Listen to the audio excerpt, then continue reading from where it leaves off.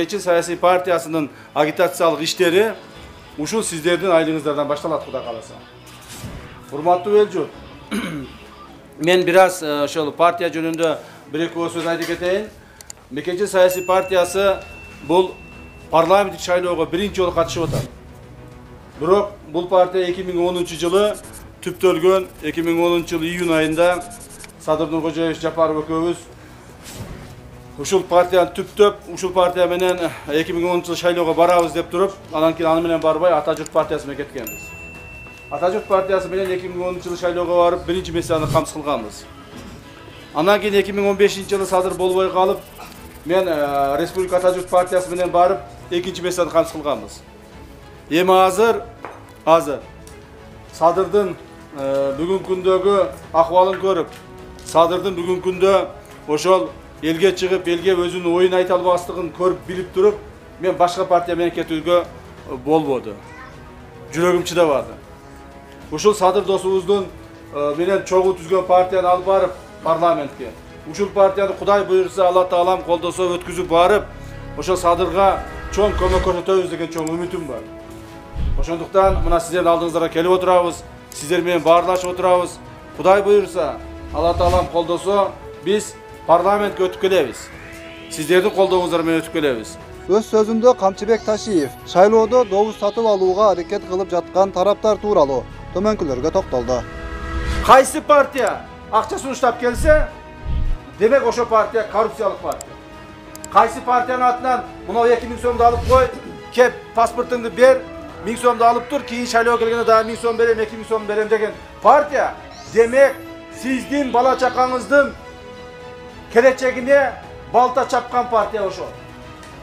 Демек сизди шылдыңдаган партия ошо. 2000 сомго сатып алам, балаңды да, кызыңды да, эркегиңди да, аялыңды да, аксакалыңды да, жашыңды сатып алам деген партия ошо, туугандар. Мына ошого бөгөт коюшубуз керек. Ошого бөгөт коюлмайынча биз оңолбойбуз. Ошого бөгөт коюп туруп, жок, мен сатылбаймын. Менин балам дагы, кызым дагы, үй бүлөм дагы, ата менем дагы сатылбайт деп туруп, өзүбүз бөгөттү коюп туруп чыга турган болсок, барып туруп өзүң каалаган, өзүң көргөн, ишенген адамыңа добушуңду бере турган болсок, мына ошондо оңолобуз, туугандар. Ушуну эстен чыгарбаңыздар.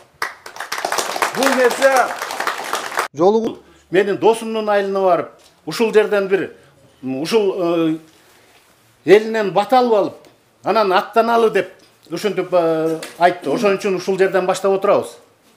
Кай жерден биз агитацияны кай жерден баштайбыз дегенде ушинтип айтты да, мен досумдун айылынан баштайм.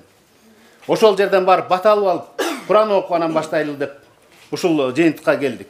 Эми урматтуу агайын туугандар, биз Кудай жол берсе, Кудайым буйрса, шайлоонун аягына чыксак, маарага жеңиш менен келебиз.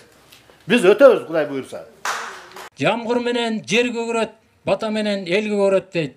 Биз ушул камчы эгинибизге ак жолго алап, жекеле камчы эгинибиз эмес, ушул Мекенчил партиясына, Мекенчил партиясын колдогондорго, ошону колдоргон эл журтубузга да ыраазычылык айтып, ушу камчы эгинибизге бир бата берип кетели.